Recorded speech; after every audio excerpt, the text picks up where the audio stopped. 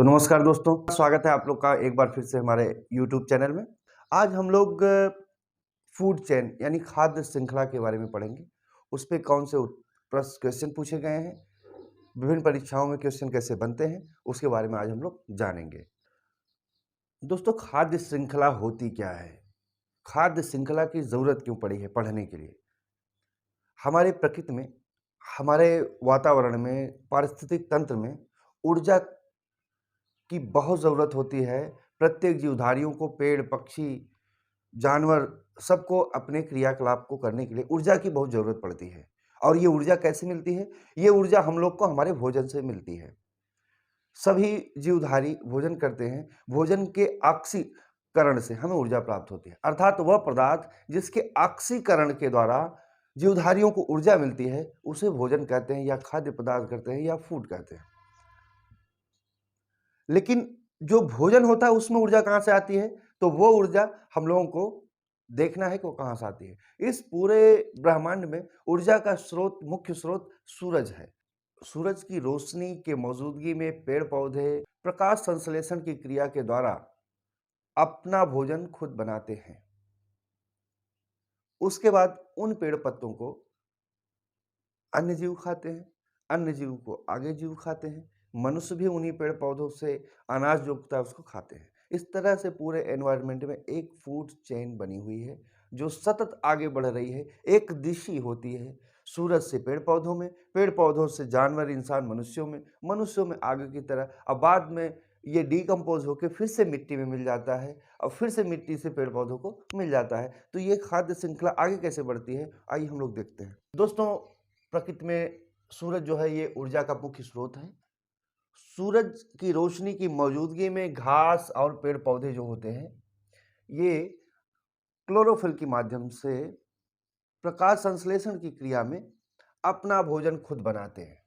और ये अपना भोजन खुद बनाते हैं, इसलिए इनको उत्पादक कहा जाता है। मतलब वो जो प्रकाश संश्लेषण की क्रिया में अपना भोजन खुद बनाते हों, उनको उत्पादक कहा जाता है। ये छोटे पौधे भी हैं, बड़े वृक्ष भी हैं।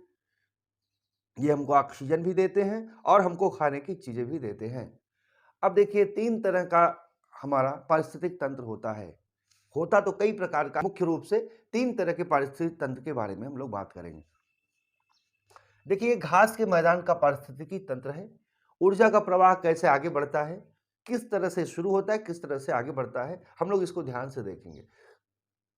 ऊर्जा का मुख्य केंद्र हमारे ग्रहों पर क्या है? हमारे पृथ्वी पर ऊर्जा का मुख्य केंद्र है सूरज।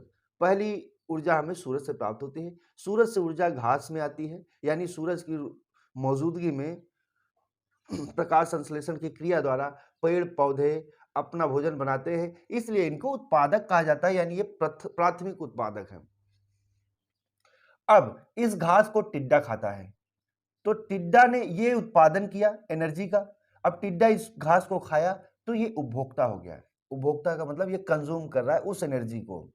और टिड्डे को मेढक ने खाया तो ये द्वितीय उपभोक्ता हो गया। मेढक को सर्प खाया तो ये तृतीय उपभोक्ता हो गया। तो आप देख रहे हैं कि घास में रहने वाले पारिस्थितिक तंत्र में इन जीवों का एनर्जी का जो एक दिशी गमन है, इसे ही खाद्य श्रृंखला कहा जाता है। यानी कि जीवधारियों में ऊर्जा का वह प्रवाह जो एक दिशी है, एक जीवधारी से दूसरे जीवधारी तक जाता है, वो खाद्य श्रृंखला में ऊर्जा प्रवाह कहा जाता है।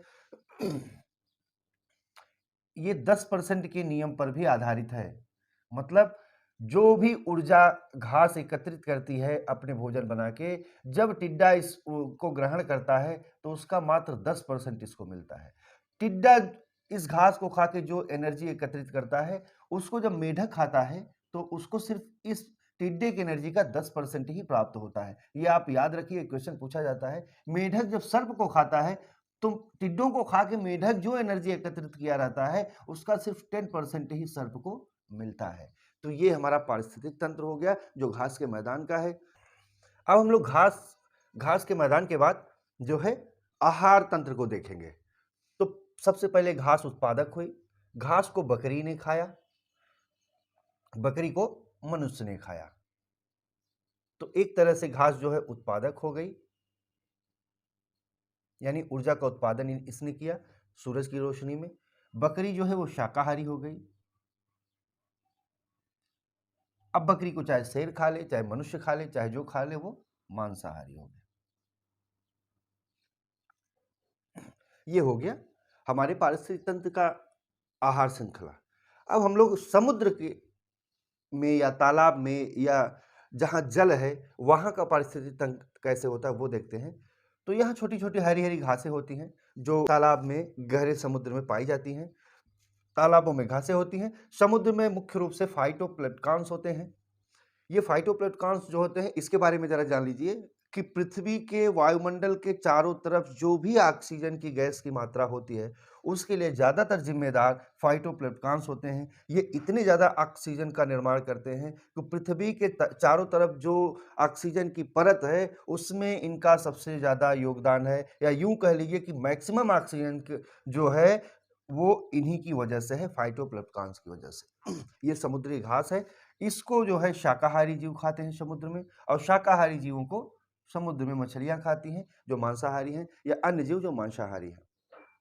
तो हमने उत्पादक देखा, हमने प्राथमिक उपभोक्ता देखा, द्वितीय उपभोक्ता देखा और तृतीय उपभोक्ता देखा। अब हम लोग देख लेंगे डीकंपोजर। डीकंपोजर यानी अपघटक। अपघटक किसे कहते हैं? अपघटक जो होते हैं ये मृत जीवों को सड़ाते गलाते हैं। अपघटक जो है मृत जीवों को सड़ाते गलाते हैं, जैसे कवक हो गया, जीवाणु हो गए, केचुआ हो गया, प्रोटोजोआ हो गया,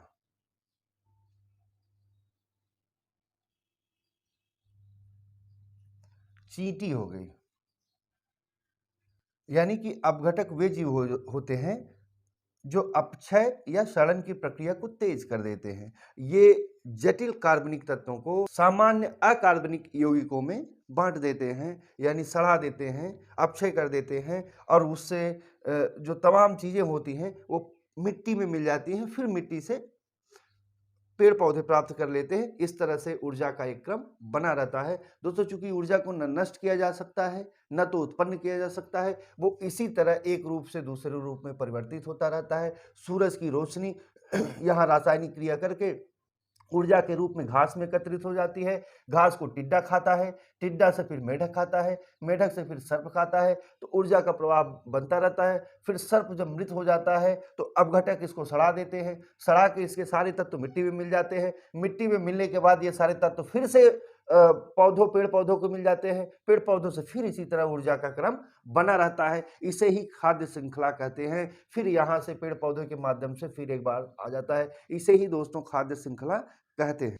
तो इस प्रकार हमने देखा खाद्य श्रृंखला क्या है, ये कैसे शुरू होता है, कैसे आगे की तरफ बढ़ता है। दोस्तों, लाइक और सब्सक्राइब करिए, और आने वाले वीडियो में हम लोग बताएंगे क्वेश्चन क्या क्या आए हैं और क्या क्या बन सकते हैं। धन्यवाद।